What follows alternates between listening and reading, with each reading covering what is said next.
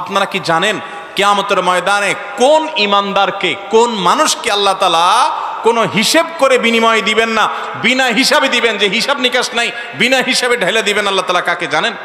যখন ইমানদারের দুঃখ হয়, কষ্ট হয়, বিপদ হয়, তখন সে সবর করে, ধৈর্য ধারণ করে, আল্লাহর ফয়সালাকে মেনে নেয়। এই সবর করার বিনিময়ে আল্লাহ তাআলা জান্নাত দিবেন তাকে। আস-সাবরু সাওয়াবুহু আল জান্নাহ ইন্নামা ইউওয়াফাস সাবিরুনা আজরাহুম বিগাইরি হিসাব। আপনারা কি জানেন কিয়ামতের ময়দানে কোন ইমানদারকে, কোন মানুষকে আল্লাহ তাআলা কোনো হিসেব করে বিনিময় দিবেন না, বিনা হিসাবে দিবেন, যে হিসাব নিকাশ নাই, বিনা হিসাবে ঢেলে দিবেন আল্লাহ তাআলা কাকে জানেন? একমাত্র ব্যক্তি সবরকারী। কোন ব্যক্তি? যে অসুখে সবর করেছে, বিপদ আপদে সবর করেছে, মানুষের কটুকতায় সবর করেছে, অসুখ বিসুখে সবর করেছে, মুসিবতে সবর করেছে, ধৈর্যের পাহাড় হয়েছে, ধৈর্য ধারণ করেছে, সবর করে ঢোক গিলেছে, সবর করে নিজেকে নিয়ন্ত্রণ করেছে, কোনো কষ্টে হাহুতাশ করে নাই, নাশুকুরি করে নাই, আল্লাহর কুফরি করে নাই, গালিগালাজ করে নাই, মুখ খারাপ করে নাই, ভাঙচুর করে নাই, নিজেকে নিয়ন্ত্রণ করতে পারছে, ধৈর্য ধারণ করতে পারছে, ধৈর্যের ঢোক গিলতে পারছে যে ব্যক্তি, এই ব্যক্তি সম্পর্কে আল্লাহ বলেছেন ইন্নামা ইউওয়াফাস সাবিরুনা আজরাহুম বিগাইরি হিসাব। সবরকারীদের বিনিময় আল্লাহ রাব্বুল আলামিন কিয়ামতের ময়দানে কোনো হিসাব নিকেশ করা ছাড়া, তুমি নামাজ কয় ওয়াক্ত পড়ছো, রোজার কতগুলোর সওয়াব পাবা, সুবহানাল্লাহ কতবার পড়ছো, আলহামদুলিল্লাহ কতবার পড়ছো, কয়বার কোরআন খতম দিছো, কয়বার কি ভালো কাজ করছো, এই সমস্ত হিসাব নিকেশ নাই বান্দা। তুমি সারা জীবন সবর করেছো, সব ক্ষেত্রে সবর করেছো, আজকে তোমার দেওয়ার ক্ষেত্রে কোনো হিসাব নিকেশ নাই, বিনা হিসাবে আল্লাহ তাআলা ঢাইলা দিবেন। সবর করবো তো ইনশাআল্লাহ।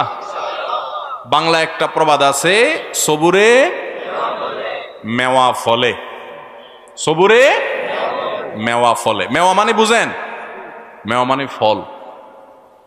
সবর যখন মানুষ করে একটা সময় আল্লাহ তাআলা ফল দেন। ভাইরা আমার, পৃথিবীতে একটি মানুষ, ভালো করে শুনে রাখেন, পৃথিবীতে একটি মানুষ দেখাতে পারবেন না যে সবর করে সে ক্ষতিগ্রস্ত হয়েছে। আপনি বলবেন দুনিয়াতে সে বহুত সবর করছে, যতই সবর করছে মানুষ তার উপর আরো চাপায়া পড়ছে। আমি বলবো যদি সে আল্লাহর জন্য সবর করে থাকে তো হাতির মতো মরলেও লাগ, বাঁচলেও লাগ, তার এই সবরের বিনিময়ে আল্লাহ তাআলা দিবেন না দিবেন না? দিবেন। আর বেশিরভাগ ব্যক্তি সবরের ফলাফল দুনিয়াতেই দেখে যায় ভাইরা আমার। আর যে সবর করে না, আপনার ধরেন একটা অসুখ বিসুখ হয়েছে, আপনি এখন গালিগালাজ করলেন, হ্যাঁ, আপনার একটা বিপদ হয়েছে, আপনি আল্লাহকে, ফেরেশতাদেরকে, আশপাশে মানুষদেরকে গালিগালাজ করলেন, মুখ খারাপ করলেন, ভাঙচুর করলেন, তাতে কি আপনার বিপদটা দূর হয়ে যাবে? আমার কথা কি বুঝতেছেন? কোন একটা পেরেশানি আসলো, ভাঙচুর করলেন, অস্থির হয়ে গেলেন, জামা কাপড় ছিঁড়লেন। অনেকে আছে নিজের আত্মীয় স্বজন মারা গেলে ধৈর্য ধারণ করতে পারে না। আমি নিজে কানে শুনেছি এরকম অনেকে, নিজের নাতি মারা গেছে, ছেলেটা মারা গেছে, তো বলে আজরায়েল কি চোখ খাইছে, আর মানুষ দেখলো না, আমার নাতিটারানি দেখলো, একটা মাত্র দিছে আল্লাহ তাআলা, বংশের মধ্যে ওইটাই আল্লাহ তাআলা নিয়ে গেল। এরকম অনেকে বলে, কি বলে না?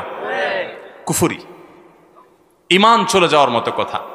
আল্লাহ রাব্বুল আলামিন দিয়াও পরীক্ষা করেন, নিয়াও পরীক্ষা করেন। দেওয়ার পরও মনটাকে ছোট করে আল্লাহর দিকে শুকরিয়া আদায় করে নিজে অবনত থাকা, এটা হলো পরীক্ষা জেতার পথ। আর আল্লাহ যখন নিয়ে যান তখন সবর করে ঢোক গিলতে পারা, এটা হলো সবর। আল্লাহ আমাদের সবাইকে তৌফিক দান করুন।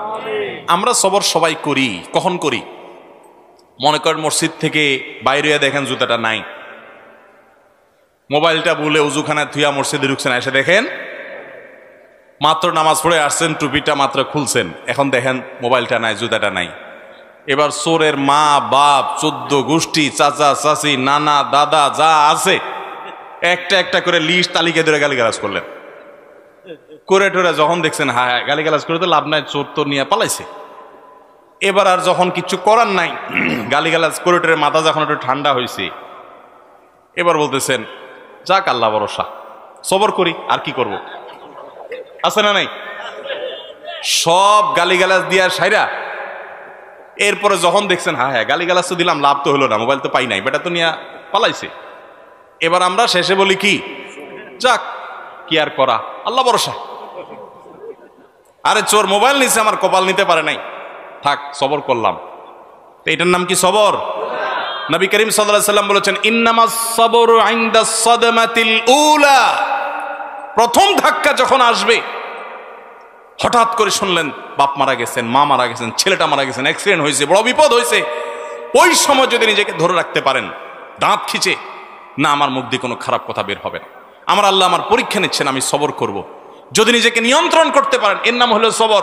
গালিগালাজ করে আর সব শেষ করে এরপরে বললেন যা কি আর করা, সবর করলাম, তো এর নাম সবর না, এর নাম দুই নাম্বারই। কথা কি বুঝতে পারছেন?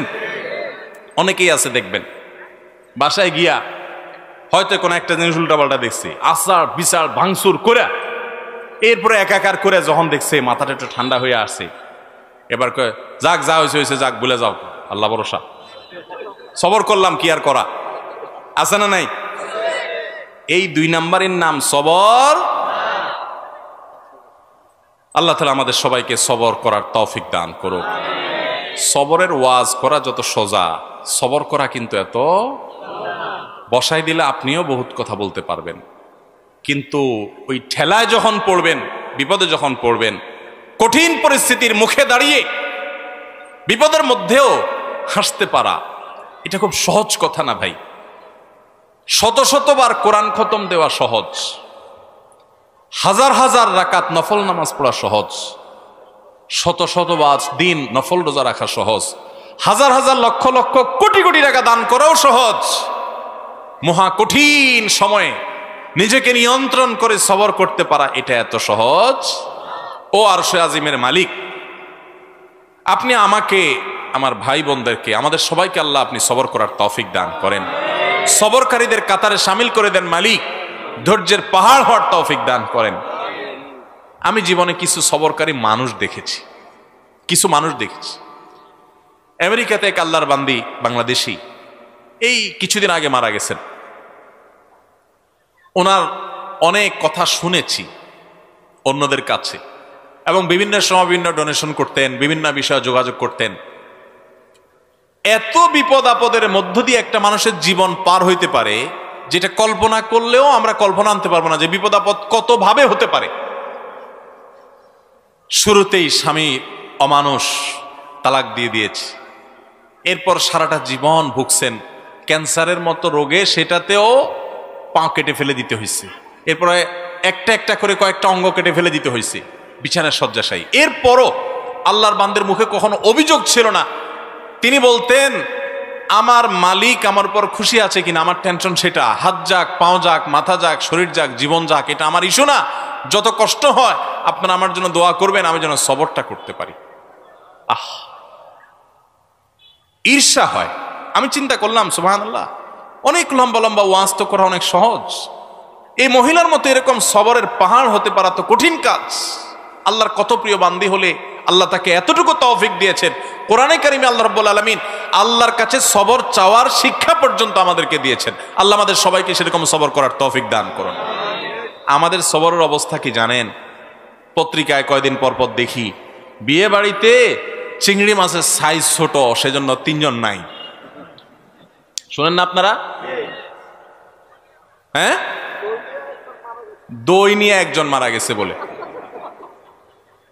আবার ওয়াজ করতেছি ব্রাহ্মণবাড়িয়ার মাটিতে বৈশা।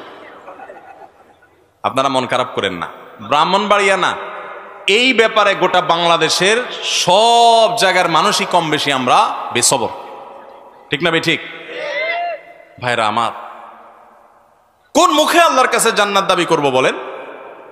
নবীদেরকে জীবন্ত করাত দিয়ে টুকরা করে ফেলা হয়েছে, আগুনে নিক্ষেপ করে ফেলে দেওয়া হয়েছে, একটার পর একটা ভয়াবহ পরীক্ষা নেওয়া হয়েছে। আল্লাহর নবী হওয়ার পর, আল্লাহর রাসূল হওয়ার পর তিলে তিলে তিলে তিলে আল্লাহ তাআলা তাদের পরীক্ষা নিয়েছেন, কষ্ট দিয়েছেন। শুধু তাদের নয়, নবী সাল্লাল্লাহু আলাইহি ওয়াসাল্লাম বলেছেন ইন্নাল্লাহা ইযা আহাব্বা কওমান ইবতালাহুম, আল্লাহ যখন কোন জাতিকে, কোন সম্প্রদায়কে, কিছু মানুষকে যখন আল্লাহ বড় বেশি ভালোবাসেন, তখন আল্লাহ তাদের পরীক্ষা করেন, তাদের বিপদ দেন, মুসিবত দেন, একটার পর একটা, একটার পর একটা মুসিবত দিতে থাকেন, আল্লাহ পরীক্ষা করেন, আল্লাহ বান্দার ঈমানকে পরখ করেন। আমি কিছু মানুষকে দেখেছি, তারা বলেছে ভাই নামাজ কালাম একসময় পড়তাম না, কই দিনকাল তখন এত খারাপ ছিল না, এখন নামাজ কালাম পড়া ধরছি, হালাল হারাম বাজ বিচার করা ধরছি, সুদ ছেড়ে দিয়েছি, ঘুষ ছেড়ে দিয়েছি, 2 নম্বর পথ ছেড়ে দিয়েছি, এখন দেখি ব্যবসা বাণিজ্য সব দিন দিন নাই হয়ে যেতেছে, সব পায়ের নিচ থেকে মাটি সরে যাচ্ছে। আমি বললাম যে এটাই হলো আল্লাহর পরীক্ষা। আল্লাহর দিকে যখন আসে কেউ, আল্লাহর দিকে আগায়, সে কি আসলেই আগাচ্ছে কিনা, সে কতটা পিওর, তার ভিতর থেকে সে অগ্রসর হয়েছে কিনা, আল্লাহ তাআলা ধাক্কা দিয়ে পরীক্ষা করেন। ভাইরা আমার, চুলের থেকে নুন খসলে আমাদের হাত সামনে চলে আসে, ঠিক না বে ঠিক? টোটা সামনে চলে আসে, আমরা হাতা গোছানো শুরু করে দেই। এগুলা কোনো ইমানদারের চরিত্র। নবী করিম সাল্লাল্লাহু আলাইহি সাল্লাম বলেছে, সাহাবীদের সাথে একবার যাচ্ছিলেন উনি কোথাও, তো এক জায়গায় এরকম জটলা পেকে গেছে, জটলা পাকা দেখে নবী সাল্লাল্লাহু আলাইহি সাল্লাম জিজ্ঞাসা করলেন, কি হচ্ছে এখানে? বললেন যে ইয়া রাসূলুল্লাহ, এখানে কুস্তি চলতেছে, এক বীর, মারাত্মক শক্তি তার সাথে কেউ পারতেছে না, যে আসতেছে একটার পর একটা সবগুলারে কাজ করে ফেলা দিচ্ছে, তার সামনে কেউ পারতেছে। তখন নবী করিম সাল্লাল্লাহু আলাইহি সাল্লাম বলেছেন, তোমাদেরকে কি আমি বলে দিব এই লোকটার চাইতে বড় বীর কে? এ তো বাহাদুর খুব, এর চাইতে বড় বীর, এর চাইতে বড় শক্তিশালী মানুষটাকে জানো? সাহাবীরা বলেন, ইয়া রাসূলুল্লাহ, অবশ্যই বলেন, এর চাইতে আবার শক্তিশালী মানুষকে আমরা তো জীবনে দেখি নাই, কে সে? তো নবী সাল্লাল্লাহু আলাইহি সাল্লাম বলেছেন, আসো তার সাথে পরিচয় করাই।